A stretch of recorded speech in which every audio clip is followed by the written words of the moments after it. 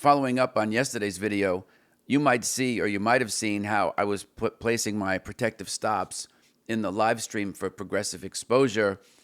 And I said there was a caveat to the model, just in all honesty, in that because your stops are tight, and we're not talking ATR, that I wasn't even thinking then. I was just picking a number based on the percentage of my capital that I was willing to lose in order to capture, the wins,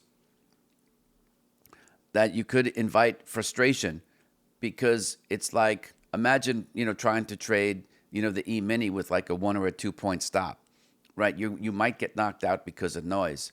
But my goal, I think, is the same goal that you should consider when you're starting out and you have a small account, is that you do need to play superior defense. Obviously, you have to earn money, you have to make money with what you have. But the problem is that you really don't have enough to go around, and you have to get out of the habit of trying to feel good. Most of the time when people start doing discretion, let's face it, what does discretion mean? It means that I'm in a trade right now and I feel uncomfortable, and I'm going to affect something in the market right now so that I could feel better. That's really what discretion means when I hear people talk about discretion. It takes years to develop your instincts so that you can actually trade with this discretion and use it to your advantage. Most people, when I hear the term discretion in today's day and age, are really like, man, I'm up in a position, it's up 10, 15%, I don't know, I don't want to give it back. And so they enact something so that they can feel better. Just generally remember, I should say generally speaking, that when you're starting out, if it feels good, it's probably not a good financial decision. You need to find a way to calibrate your system and create what I call like an emotional hierarchy. Because there's two payoffs to every trade. You've heard me say that. There's the emotional and psychological, and then there's the financial. Over time, when you get to my level, the emotional and psychological kind of goes away. But there's so much expectation when you're starting to make it. You see, you put a lot of pressure on yourself. You have lots of expectations. You're trying to anticipate what's going to happen. And so you have to think about what kind of trade-offs you're willing to make. On the financial side, I was willing to risk 2 or 3 cents on one particular corn contract because I needed to preserve my capital. I didn't want to put myself in a spot, you know the math. If you're down, 20%, then you need a 25% rate of return to come back to break even. If you lose a third of your capital, you need a 50% rate of return to get back. So I wanted to avoid that at all costs.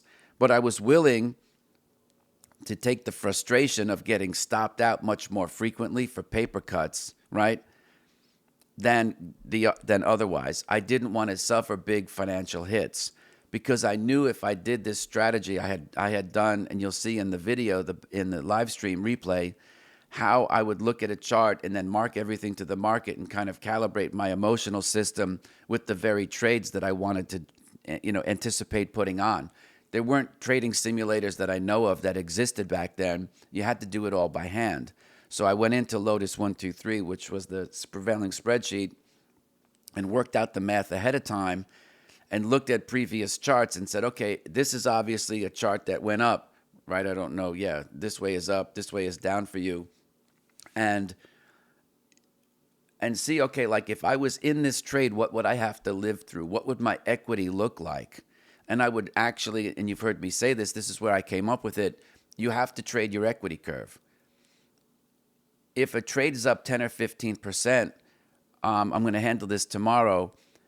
I don't care about that because to me, that's the appetizer part of the dinner. We're just getting started. I can't make up in my mind that even if I'm looking at a chart and the thing's gone up 10 or 15%, that's the absolute near-term high. I don't care about near-term highs. I care about the succession of near-term highs because I want to see follow-through. I don't freak out if something stalls for 2 or 3 days and then resumes. You end up doing too much work for too little money. And just when you think it's safe to take your winner off, it keeps going. Why? Well, because humans really suck at predicting the future. And more of you could make more money if you would just quiet your brain, turn off your screen, turn off social media, get off the Discord, and learn to trust your own instincts. It's the saddest thing that I ever hear is that people are being too reliant on other people for their risk management. It's not going to work long term. It's just not going to. I haven't heard a single instance where it's worked.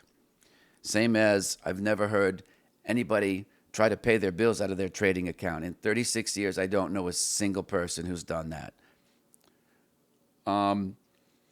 But I created a hierarchy of emotions of magnitude. Which ones did I want to feel? Which ones did I not want to feel? And then I put them in order, like a barometer, if you will. And then I said, okay, well, look, these feelings are probably not going to go away. They're going to come up a lot. So you might as well try to make friends with them, because if you don't want to feel them, they're likely to interfere with your trading, or just like that nagging pain in the ass person that you have in your life who's always pushing your buttons, it's the same thing. It's not going to go away. So I realized that very, very early on. And so I built, my model so that I could learn how to feel those feelings, because it was the feelings that were going to make me hijack my own system so that I would bite my nose to spite my face. My goal was to grow my capital by many multiples. I didn't care about 20%. It wasn't going to do anything for me. I woke up every month being $2,500 in the hole between, rent, paying back student loans, and then, dry cleaning and upkeep of my, appearance, professional appearance to go to work.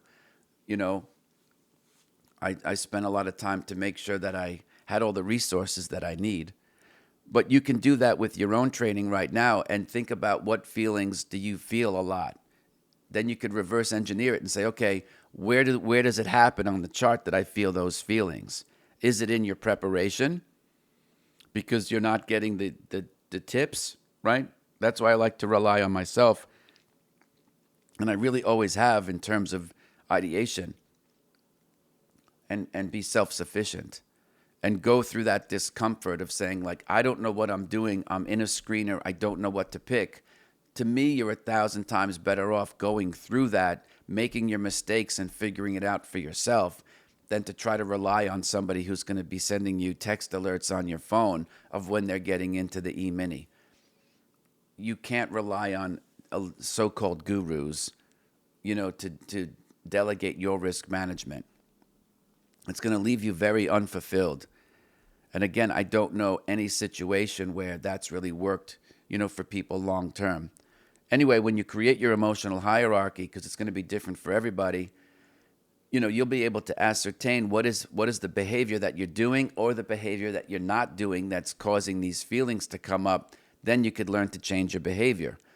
And usually that's going to come down to position size on some level. The entries and the exits matter, but we really make and lose our money by position size. Like this video? Check out this one here.